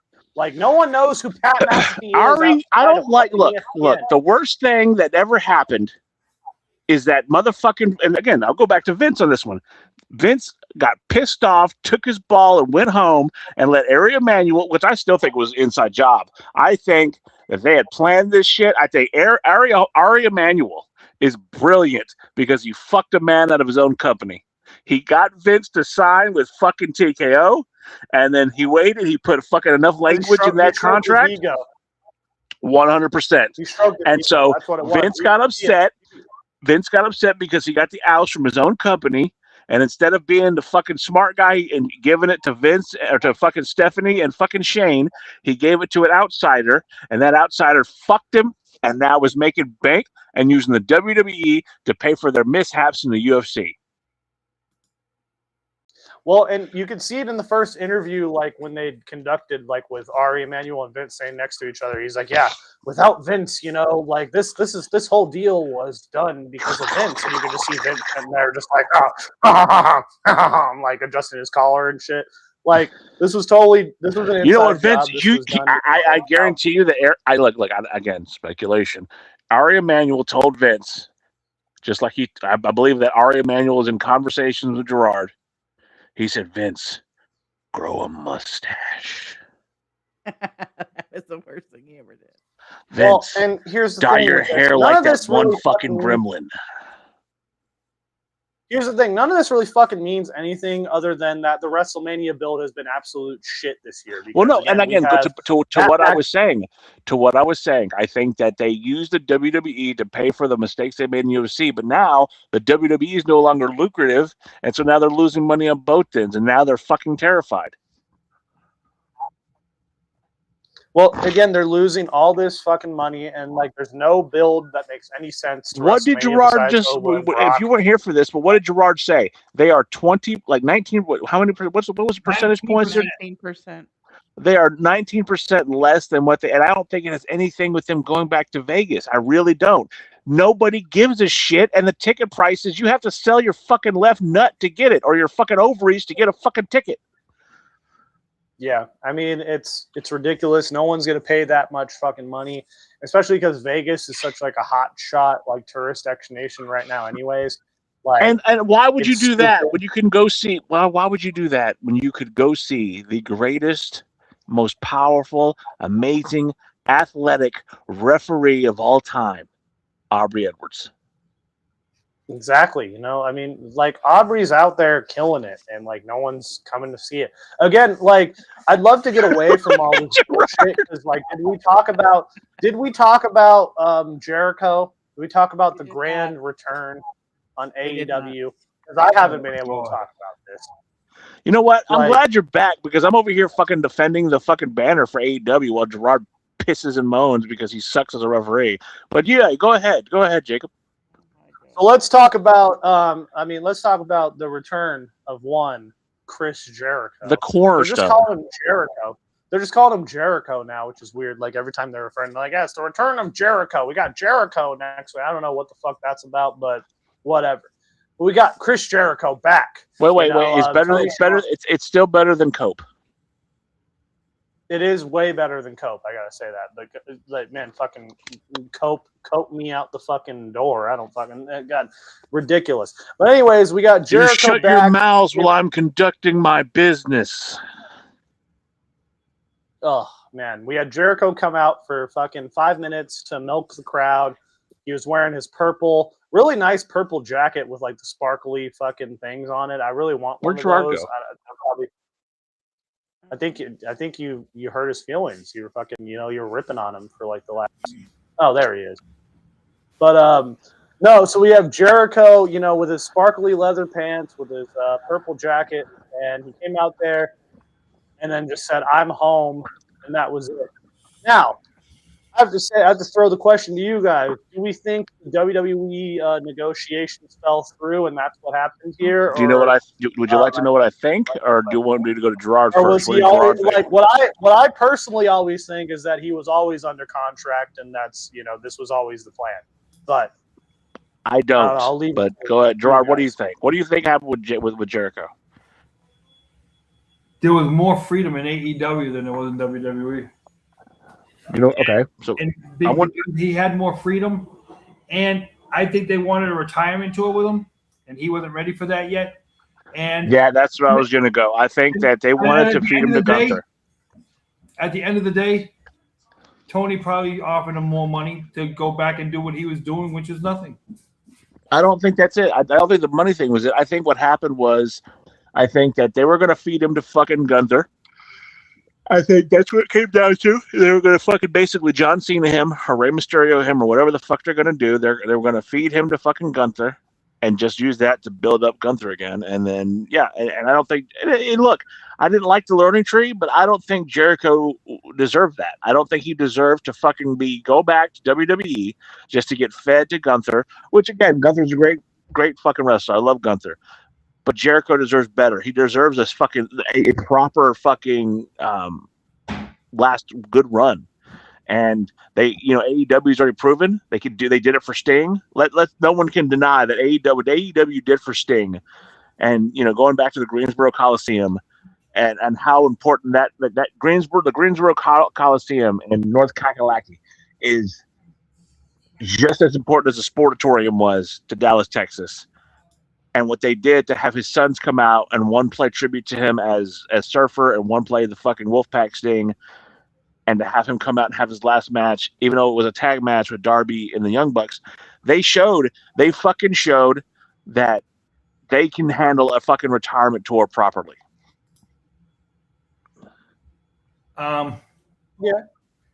I mean, it really just depends on what they want Jericho to do, because again, we're missing the point. Like last time Jericho was on TV, AEW fans were shitting all over him, chanting "Please retire." He needed to go. Look, one of the biggest problems. And hey, Leland, and you would miss it, Leland. I actually agreed with you for once that it's not Road Dogg's fault, but we'll never repeat that again.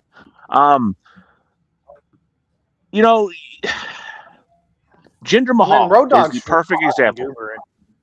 Jinder Mahal is a perfect example. He needed to go away, and then he came back, and now he's one of the most beloved wrestlers of all time. I'll put him on the Mount Rushmore. Fucking beautiful, man. Can we talk about fucking WXM right now? WXM Wrestling Extreme Mania on YouTube, Ground Zero. They're in the middle of India right now, so we have Jinder Mahal, we have Zack Sabre Jr. on that show. It's fucking beautiful. And by the way, Jinder, if you ever want to come on the show, man, if you ever need a manager or something, the hype man, I'm there for you. Come on. But Jinder Mahal is killing it. He is the blueprint, for years, coming from years to come. People are going to look at all these indie wrestlers coming up. They're going to be like, hey, you know what? I want to become a professional wrestler. What's the means to become a professional wrestler? All right. I see a lot of highlights from Cody Rhodes. I see a lot of highlights. I did not buy that T-shirt, Leland. I did not. I see a lot of highlights from, someone like Randy Orton, one of the best. But if I'm really studying, I'm going for Jinder Mahal. I'm watching all the Jinder Mahal matches, and I'm studying it down. Theme song included. Told you I like. But Road Dogg. Yeah, okay. Well, Road Dogg was the lead writer of SmackDown during that time, and there's a reason why SmackDown was shitty, because Road Dogg was that. Now, Road Dogg. No. Hold on. Okay. Jacob, you've been gone for a couple weeks, but I'm gonna do some things have changed. I don't dislike Road Dogg anymore. I watched that WWE, was it Uncut, Unseen, Unreal, whatever. Uncut, uncensored. It's unreal. And somebody who you and I both are near and dear fans of thinks she deserves the world, always looks like a fucking star, looks like $1 million, comes out in all the fanciest hats, never wears the same ring attire, has, the greatest fucking, is just so over. And that's Chelsea Green. Okay, we're just talking about Chelsea Green right now. Say it. Go on. You want to give us something. Come on. Well, first of all, what more needs to be fucking said? Again, Road Dogg coming out and doing these interviews, I don't fucking. But no. But he said, I know you haven't seen it though, but Road Dogg is one of her biggest fucking supporters, and they just shot him down. I can. There you go. Let's look at Jacob. Look at Jacob pivoting. You see this, Gerard? You see him fucking pivoting over here? See, but again, I'm going to pivot, not me. Well, and again, Road Dogg coming out, like Road Dogg even saying like, "Oh, you need to take over the Michael Hayes." He's like, "Oh, you need to do more cocaine for that." And I'm like, "Wait, what?" I'm like, "This motherfucker was just dropping." Exactly, Leland. And what does So, like, Triple H say? Triple H in that he can't like, even if it's scripted or not, he can't take it back. He was like, "What did she do? Who does she work with? You know, we can't have her beating people like Jade Cargill. We can't. You're going to tell she's me gonna look better. you can't tell me that you can't have a match with her and the Stephanie McCares of the world, the Rhea Ripleys of the world, and fucking Chelsea can be that slimy heel who finds a way to win. She had the secret harvest. She can find a way to make it work. And because Chelsea's in the position where like she is like every time she comes out, she gets a reaction. She's like probably the most like besides Rhea Ripley, like probably like the most like viral like fucking women on the roster. And like Leland said, with a cracked fucking heel. Yeah, like she's done great. She's out there in a fucking wheelchair. Like she's doing great. If anybody anybody watching the show ever doubts how good Chelsea Green is, go back and watch Unreal, and she brings up a match that to this day, you know, it may. And I think I've had Trips watch it because I was trying to get Trips into this company back when it was prominent. Lucha Underground. Chelsea Green had a match with Pentagon Jr. Yes. He was he's Penta now, and everybody knows that. But back then, he was known as Pentagon Jr. And they did things in that match that I've seen her. She out wrestled some of the guys that are in the ring fucking now that match, and they beat the shit out of each other. And I mean, watch that match and then watch any fucking Tony D'Angelo match and then tell me that Tony D'Angelo is better than Chelsea Green. You shut your mouth about Tony D'Angelo. That is Tripp's favorite wrestler. Fucking it is not. Dog ass. He is the fucking he is the Don of NXT. You shut your whore mouth when you talk about the Don. Well, he's the fucking. Who did you just call a whore? Jacob. Oh, okay. I was gonna say I gotta sleep in this house, fucker. You lost your damn mind. That's what. Yeah, no, that's why I was like, wait a minute. Hold on, time out. The landscape of NXT in general right now is just really. Shit. Fucking reverse Polly Walnuts there. Like the shit. Wait, does he have a soul patch too? Yes. Yeah. Oh, it's well. You know what? I mean, good for him for like having that expensive hair plugs. It has to be hair plugs. That can't be his fucking real hair. He looks like Cruella DeVille. Yeah, that's some good hair genes right there. I'm gonna put it on just because I'm gonna keep it on just because I know it's gonna piss you off. I can't stand him. I'm again, sorry. Again, I kind of like shit on Janel Grant. No pun intended for this because like really that's the guy you want to. Hey, wait, hold on, Dan. Look at the rest I got blocked, right? Imagine that guy. Imagine that guy. No. Just look at what I got in. Read the words. Vince McMahon in Gerard. No. See, like these whole allegations to me, like were so fucked up because it wasn't even like back in the day, like young Vince, because like at least like with the Harvey Weinstein and shit allegations, like this is shit going back years. Like with this allegation, this was like old Vince shitting on people. So it's like, do you want that guy whispering sweet nothings into your ears, ladies? Like you really that's the. Again, I mean, people can choose what they want, but like again, I question Janel Grant's choices because listen, and this one at least he has no mustache. Because the mustache before was just like horrible. Oh, but again, like I think to adopt heat, Cody Rhodes should grow out his mustache like that again, like because he had it like during like the 2014 era. Are you talking about Raheem Rhodes? Yeah, Raheem Rhodes. Cody Raheem Rhodes. How stupid was that? How stupid was that? Like, wrestling has more than one. Hold on, wrestling has more than one black champion. Yeah, I mean, I like. We all know that. Look. We all know that is really and all. Let's call it for real. We know so the timelines match up. Sapphire, Cody, look a lot alike. Oh, Dusty and Sapphire had a baby, and that baby was named Cody Raheem Rhodes. If he had just been That born with would polka be- dots, then we'd been fine. That would be. There's great. melanin I'm in his saying- soul. No. I don't know if he has soul though. Wait, Have you seen him? Have you seen him do his bionic elbow? Hey, wait a minute, hold on. He could Not be a biotic. I just Hey, don't Dan, think Cody is going to be invited. Dan to and the cookout Jacob, anytime. Cody could be a jive soul, bro. And you could be I don't fucking, think- and no, you. You gotta have rhythm. You gotta have rhythm to do that. Like, no, like, I don't think Cody's getting invited. See, to and the again, cookouts. but I also think that Gerard is, a retired fucking African dream. I think he tries to lie to us. I think that Gerard is actually the African dream. Hey, Akeem the African Dream is one of the greatest gimmicks of all time. So, if we like it, if we can get Hey, that guy on here, I just want to ask. In all fairness, though, Akeem is now called Jelly Roll. Okay, no, I mean he's not Jelly Roll anymore. He's just he's Jelly. Now Slim he's just now. Jelly. So he's Jelly. Yeah, he's just Jelly. He's not. That match with Kit Wilson, I gotta say, wasn't terrible. Again, it was better than the match that Snooki had at WrestleMania that one year. I will say that. You know what? Give us Which a is a Jelly high Roll, though, bar to man. beat. He really, like, the motherfucker lost how much You weight can tell the just. motherfucker tried. Yeah. Well, no, you don't count Gerard because you'll fucking anything Sorry, WWE does. I gotta ask you, what's the difference between this and this? You're still hideous in both. Wait, hold on. This. Oh wait, Leland has a good. Yeah, look, we got to talk about that. Is there any footage of this? Oh yeah, but we can't play it because they'll fucking hit our channel. So the basically, Miz, the Miz and fucking Kip Wilson went against R-Truth and Damian Priest for the tag team titles, right?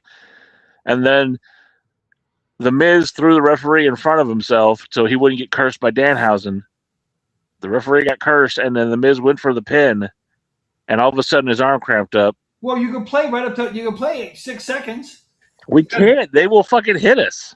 Even within 7 seconds? I thought Exactly, Leland. Don't you love when a boomer learns how to use a computer? Look at him. He's so happy he can switch fucking pictures in the background. Well, listen, tell me how close this is coming, though. I'm sorry. Is this where he really took it from? I think you'll have the same hairstylist. That's what I think. Yeah, you're right. Vince and him had the same hairstyle. No, you and him have the same hairstylist. No, I have here. Ready? Yep.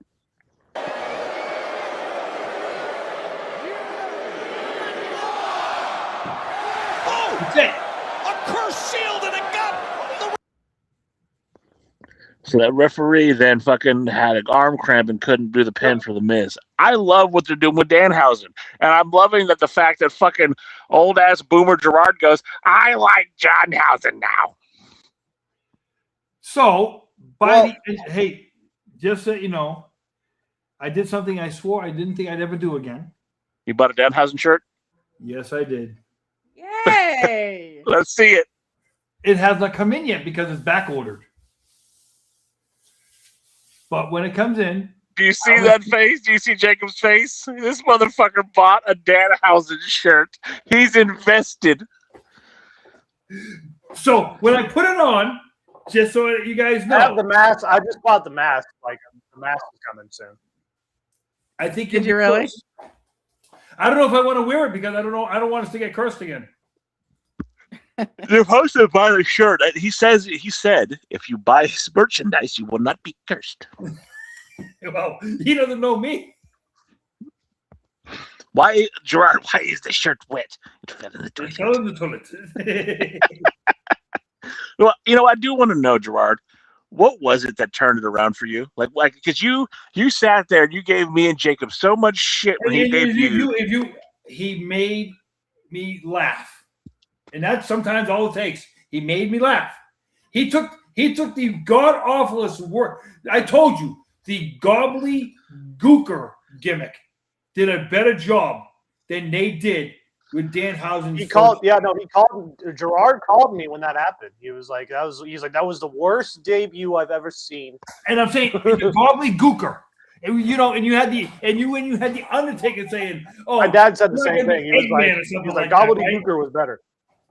Gobbledygooker was better than Danhausen." But then the next night, and I told you, they had the right person sell Danhausen.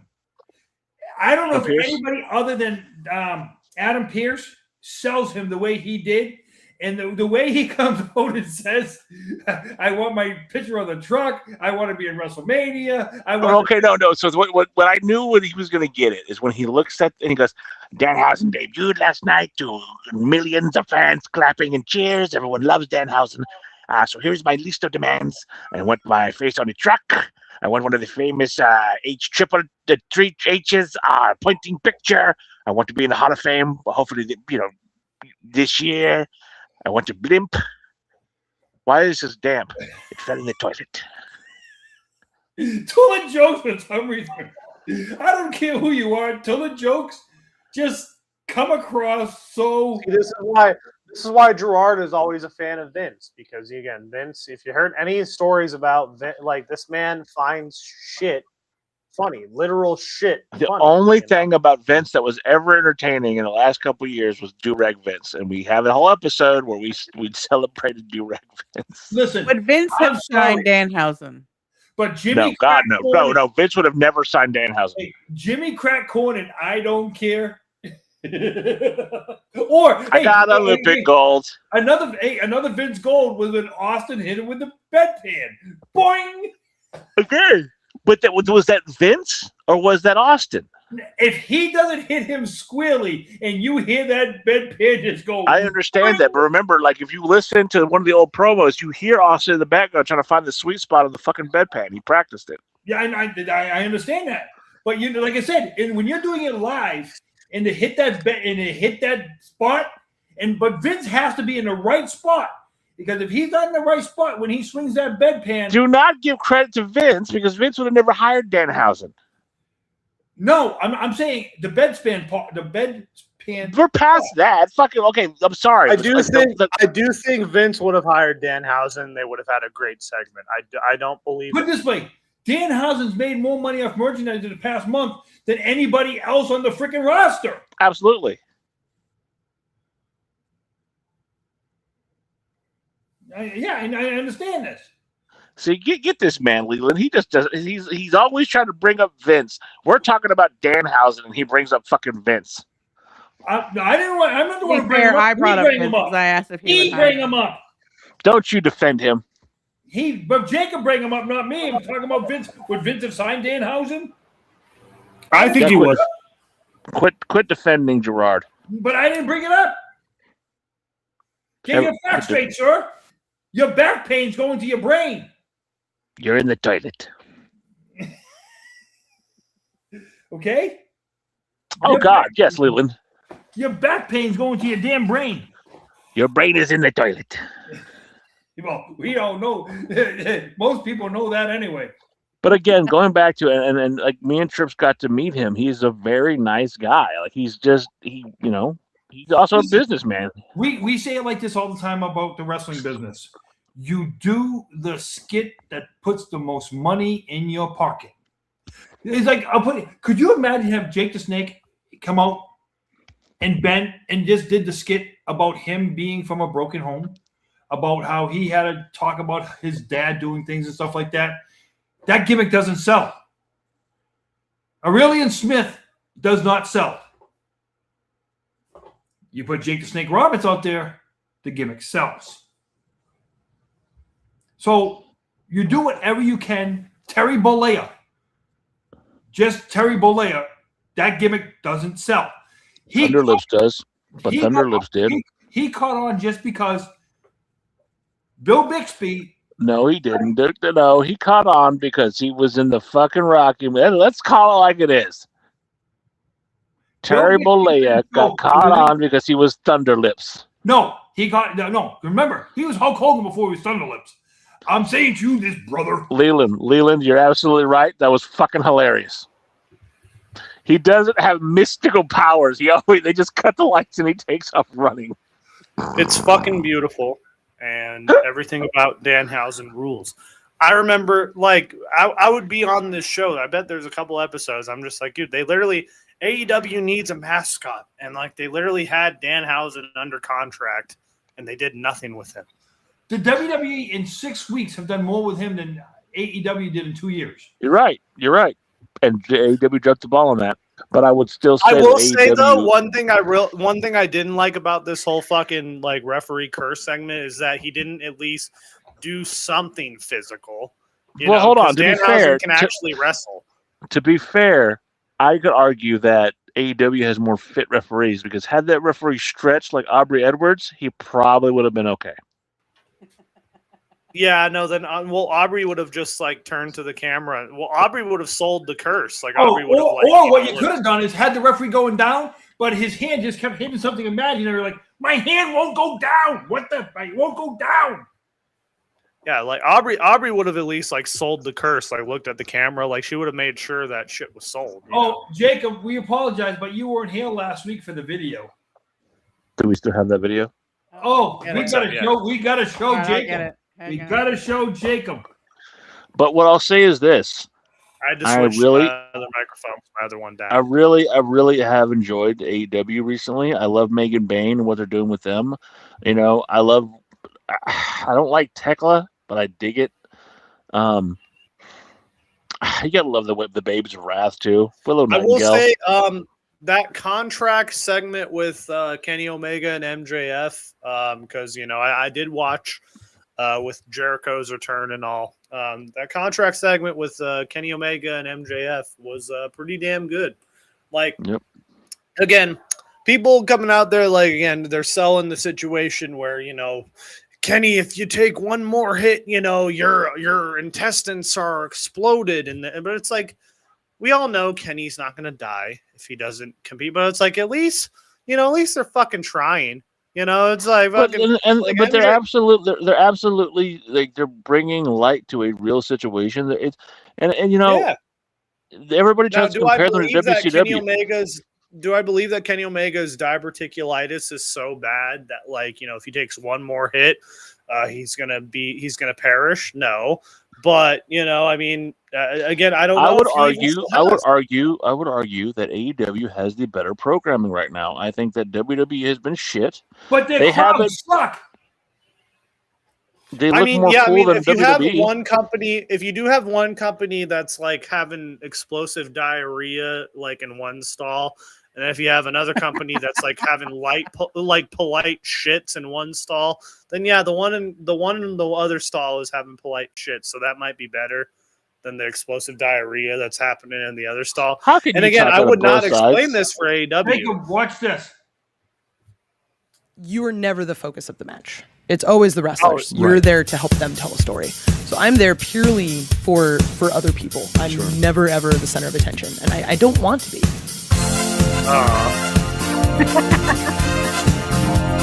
I know it's coming. Again, I've seen this, yeah.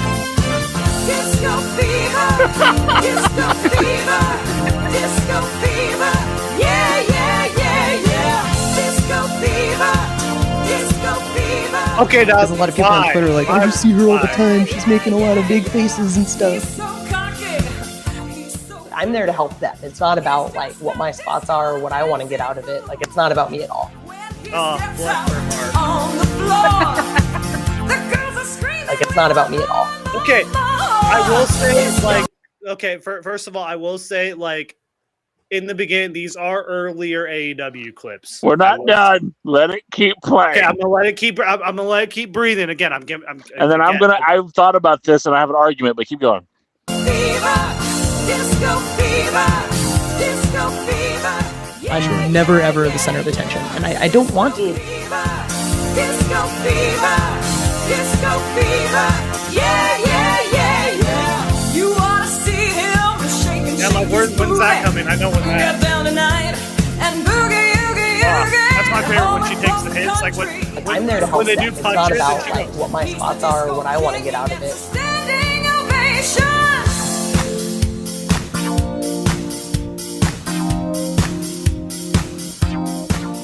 I'm never ever the center of attention, and I don't want to. Disco fever, yeah, yeah, yeah, yeah. Disco it's a very common occurrence where people just say like, I take too much attention away from the wrestlers. I'm too distracting. Like, why wouldn't you want to be? Like, why wouldn't you just try to be a wrestler? Right? Because she's not Jessica Carr.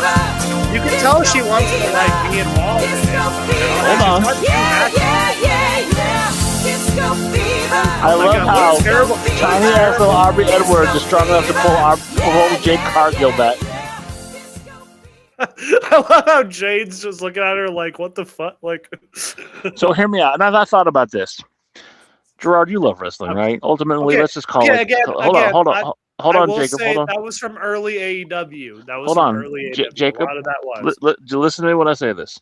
Jacob, you love wrestling, right? We love it. We love it. Shut the fuck up. We love wrestling. That's why we talk about it all the time. That was the crux of a lot of our friendships here. We love wrestling. And you know what that video does show me? Aubrey Edwards loves wrestling. Yeah, I mean, she loves fucking wrestling. Gerard, you're a referee. You're a legit fucking referee. Yeah, but you still have joy. Well, no, Gerard does not have joy. He's a bitter old fuck who fucking refereed Abraham Lincoln versus Jesus.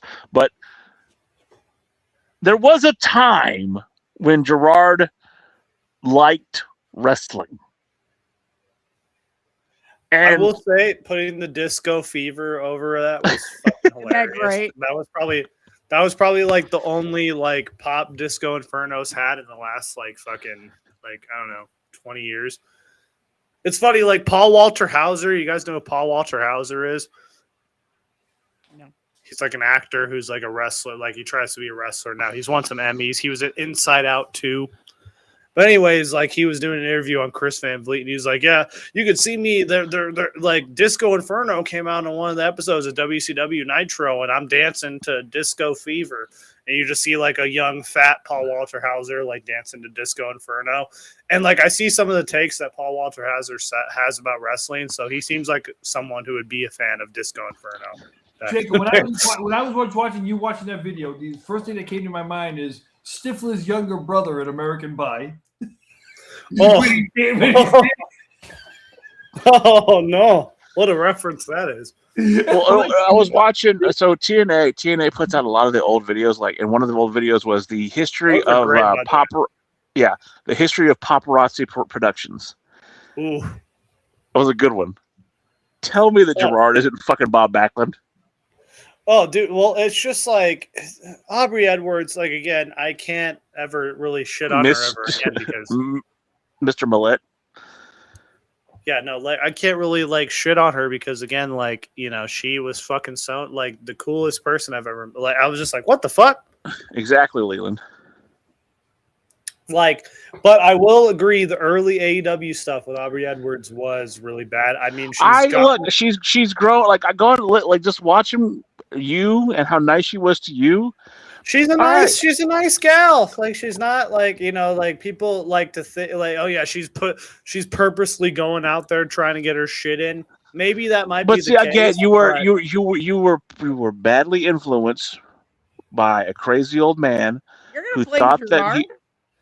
Yeah, I'm blaming Gerard because Gerard was over there trying to pump on us and tell us how bad fucking that Aubrey Edwards was, and she's always stretching. No, I'm not blaming Gerard because I knew that fucking like I would always see. Do I have to tell the story again, Jacob? Do I have to tell the story again? How you got to meet her, and the first thing he said is, "This is a real referee," and text you a picture of himself. Okay, that is true. And I was in line. No one can see your fucking chair, Gerard. Yeah. I was in line to meet her, and I called Gerard. And Turn off your filter. Yeah, but I will say, again, like I've said, me and her was really fucking cool. And I'll always support her for that because it was fucking cool. Again, she was more over than any of the fucking talent that was there live in because Arizona, she's so fucking nice. Yeah, everyone was chanting Aubrey. Every time they saw her, like they had to fucking. I'm pretty sure they cut it out in the fucking broadcast because they were chanting for Aubrey in most of the fucking matches. So, and if she's, turn off your damn filter. She was out there for free. Listen, I will always like ride or die for fucking wrestlers who are just like there for the fans. You are cursed. You almost knocked over your hat, and I wish you did. Yeah. I think it's fucking hilarious that you almost knocked over your fucking hat. I hope you believe in curses, because you are cursed now. How do you curse me when you open an umbrella in your house? Leland's Leland has Leland's right because again, like she is fucking like over with the AEW crowd. Like again, like every time I told her when I met her, I'm like, you're the only person I've ever like seen live chant for a referee. Like you never seen they use a chant for Kyoto all the time. I mean, not when I was there. Wait, who's Kyoto? Kyoto? Kyoto. It's good old the Kyoto. Fuck is it? What the fuck is Kyoto? That sounds like my experience. I've been going to wrestling shows since I was 5 years old. I've never had anyone. I didn't even know the referees until I was like Hebner. Yeah, like I knew who Earl Hebner was because like I watched documentaries when I was. She was the first female referee to ever fucking referee a world championship match. Yeah. So and you know, and that so pissed off I know that apparently that came out that it pissed off Stephanie. We don't have nothing from the early. Well, 80s. I mean, it might have been again like people in the early 80s who did it. Again, I feel like we've talked way too much about Aubrey Edwards on this podcast because, like, but like we do it though. We do it because it pisses off a member of the podcast who fucking can't take the fact that. Also, like, you saw in real time. I came around on a person. You know, I talked all that shit. I called Gerard when I was in line to meet her, and I was like. And what did he do? What did he do? He sent you the angry picture of him holding a big time world. No, he was like, hey, what? Hold on. I got to call it out because she was not the first full-time referee on TV. Female referee on TV. There was one on TV roughly 35 years before her. She doesn't count. Yes, she does. Well, I'm just saying. No, because your boy. No, hold on. She doesn't count because your fucking boy whitewashed her and made sure that she disappeared from history. No, but she still counts because she was out there. I mean, it would be. Here's my opinion on it. And apparently she was in there too. I know she's a fan, and I know she cares about the wrestling business. It'd be different, like if she was just like some random actress who, like, you know, was an extra. But like she, you know, you look at Daniel Bryan. She's not a novelty. She's not a novelty. She's there to fucking. Yeah, it's like, well, I mean, when you look up Daniel Bryan's retirement speech, there's that girl crying in the front row. That's Aubrey Edwards. That's literally Aubrey Edwards crying in the front row. So she's a legitimate so there you fan. go. There you go, fucking Gerard. And so you know she's what? a legitimate fan. But see, so again, unlike Gerard, cool as fuck. Unlike Gerard, I can like both companies, and I can like another referee named Jessica Carr. So Justin Timberlake has a song called "Cry Me a River." Justin Timberlake also has a tiny dick, apparently, like you. I wasn't really nervous. It was kind of like you have a great singing voice, Gerard. What? No, when I met Aubrey Edwards, I wasn't really nervous. It was a cool moment, but like I kind of just like felt bad when I met because I talked a lot of shit on her, and I was just like like I'm meeting her and like, oh, she seems really fucking cool. And I'm just like, I kind of felt bad. But if I met Jessica Carr, man, I don't know. I'd be like, I couldn't do it because I'm just like, you know, I'd be like, hi, I'm a big fan. You know. It's like I told you, the first time I ever mentioned Mickey James, I forgot her name. Oh, fuck. Well, I mean, it's Mickey James. Fuck yeah. I literally forgot her name. Hardcore country. Well, even before she went hardcore country, she was just. Yeah, man, I'd go hardcore on her country. Oh, that's what I'm saying. Listen, it's like you know, I'll never eat Indian food, but it's a good last name. It's a good thing her last name isn't curry. What? All right. Well, I think that's a good spot to end it. This was the Marks podcast. Wait, we said 10 minutes. Walking, come on. No, I think you pretty much did it, Gerard. I think you pretty much fucking yeah. Yeah, are we excited for WrestleMania? Let's run down the card. Think about it. We're an hour and 50 minutes in. We haven't talked about WrestleMania at all. Why start now? We talk about so can we talk about John Cena being the host? Yes, we can. Once again, but like I said, Oba versus Brock right now, to me, is the most interesting match to watch. That's the main event. That's the main event for WrestleMania right there. I don't know. I really am curious about how the Randy match is going to go. I really want to know how that's going to go. And I want Roman to win. Joey's going to get involved. I want Roman to win. Okay, yeah, I see Roman and Punk. Like again, you're looking at me, the greatest, the one of the top CM Punk fans of all time. Like I have been ride or die for this man since I was 12 years old. I saved up money that my parents, so it was really my parents' money, but like my parents gave me like cash on the side and shit. Like this is your allowance. I saved up money to buy the CM Punk Best in the World 3-disc documentary. And yeah, like it's just seeing Punk as the world champion now and going against Roman. Gerard. It's just, I think Gerard, I think we broke Gerard with all the. I was delayed. I was on a delay. He was too busy thinking about hardcore Curry. Yep. I got cursed. Yeah, no, he definitely got cursed. But no, I mean, seeing Punk as a world champion, going to main event WrestleMania against Roman Reigns is like if you would have told this to fucking 14-year-old Jacob, I would have shat my pants. Like I would have been like, huh, what? Fucking CM Punk, Roman Reigns? But this is just like the build for this has just been weird. The Z Bros are just not like I think Roman's gonna win, which is fine. But like, is Roman gonna show up on fucking TV with the title? No. I know, but the thing is, like, look, you say what you want. Roman, I love the character. All right, I love the Roman Reigns character. I love the head of the table gimmick. What is his character? Can you explain his character to me? He's basically the Rock turned on steroids and shit. Like he's the heel Rock. I think he talks great shit. I think, like, look, okay. This one blows my mind. Is that Roman was really around whenever you were into wrestling, like your generations. It was always that was Roman Reigns, and how you have learned to like my generation, which would be the CM Punks of the world, and I'm liking your generation. I think that Roman comes off just cooler. I'm sorry, he just comes off cooler. All right. No one cares about your old fucking Duke the Dumpster grossy shit. Okay. Roman, I can't like see Roman as cool. I like I still see suffering succotash anytime I've ever seen him. And I get that. Especially like his recent, like his promos are not that good. Like I see all these like Twitter highlights, all these like great Roman Reigns like heated lines, like I'm in God mode, son. I like the confidence of the character. I love how he's fucking like he didn't go after you lived for 10 years. He's like, Phil, you're fucking old. Go lay down. Yeah, but like, how lame is that? Then I'm fucking lame because I make fun of the fact they're not that fucking close in age, dude. They're like 5 years apart.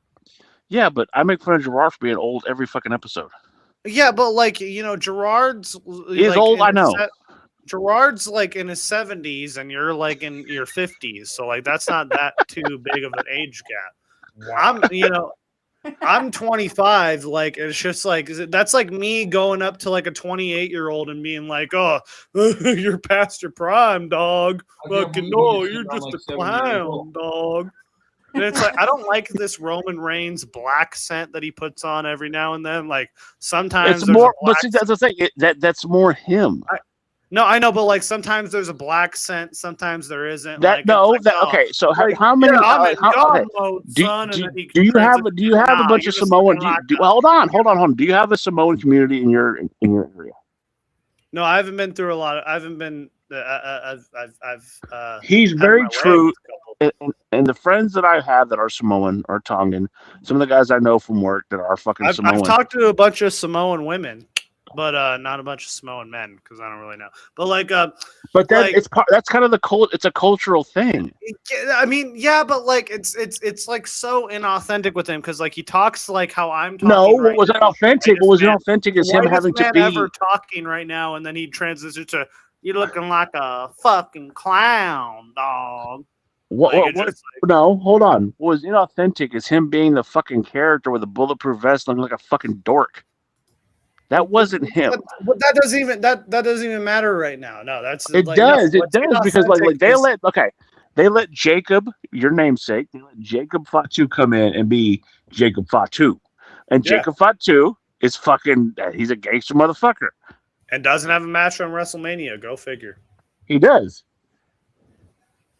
Does he? Him and Drew McIntyre are having an unsanctioned match. Oh yeah, fuck. I'm sorry. Yes, Fuck it. yes, Well, yeah. again, like, look at me. Fuck it. Who can, like, again, color me surprised, not giving a shit about Drew McIntyre matches. I'm sorry. I will never give a shit about Leland, Drew I'm old fashioned. Leland, I think the Drew championship match McIntyre always, should be on the fucking pre-show. I'm telling you this right now. Like, this What you is mean? like, get rid of McIntyre. Like, if Jacob Fatu should put McIntyre through a flaming table, and McIntyre goes to AEW because we need to get rid of McIntyre. There's nothing good to come from McIntyre ever. No, there's nothing here to this guy. We're gonna point at the WrestleMania sign together. He's not that character anymore. He still is that character. He still is. He always. There's nothing. What is his character? He's a dick. I'm the champion, you.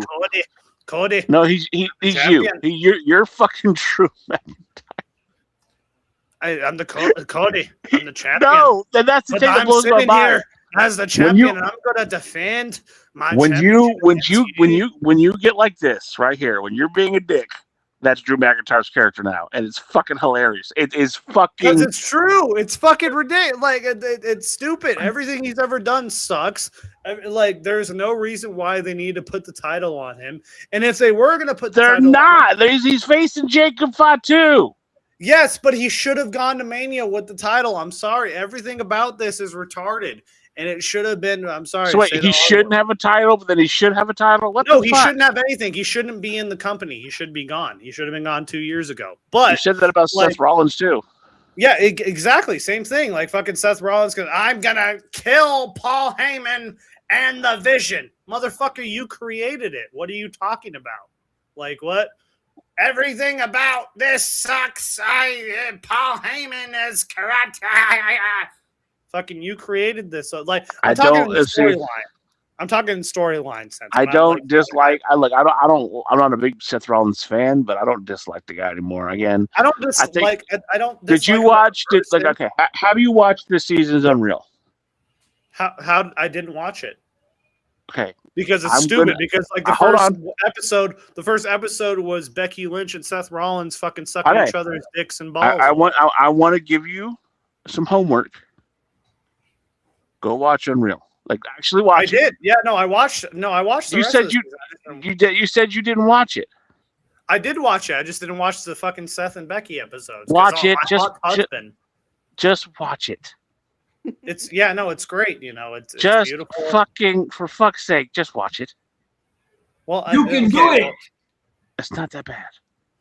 Okay, well, here's the thing. I shouldn't have to watch a fucking Netflix show to enjoy the current product. I'm just saying, like, to seeing Bird Girl, like, what happened to Bird Girl? Where's she at? You know, she's teaming with Bailey now. I thought Bailey had a split personality.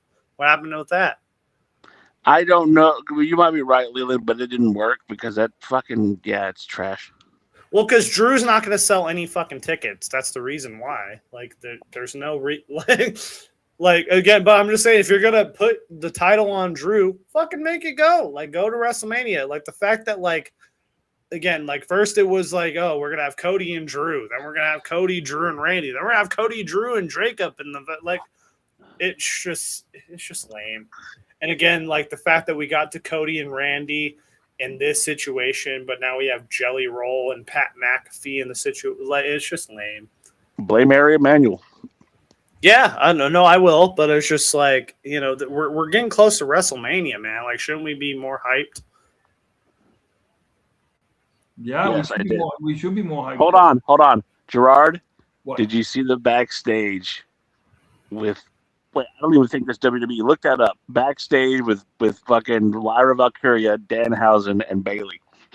Did he actually call her Bird Girl? Yes. Yeah.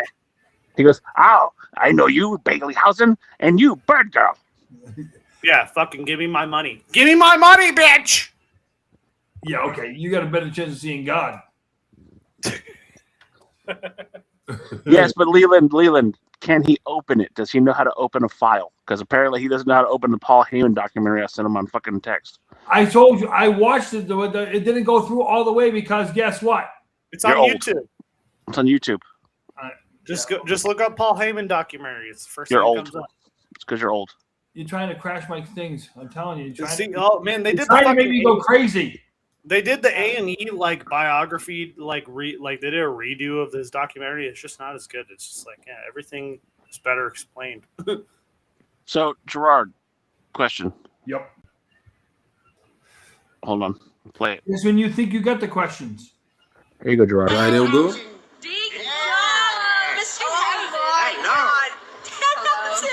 Okay. Bailey Housen. Hello. I do know that was my name, the one I like. You called her Bird Girl. Yes. All right. So, Gerard, my last question. My last question. Yep. What was it like to referee Jesus versus Abraham Lincoln? All of you Marks have been listening to the Marks Podcast on YouTube.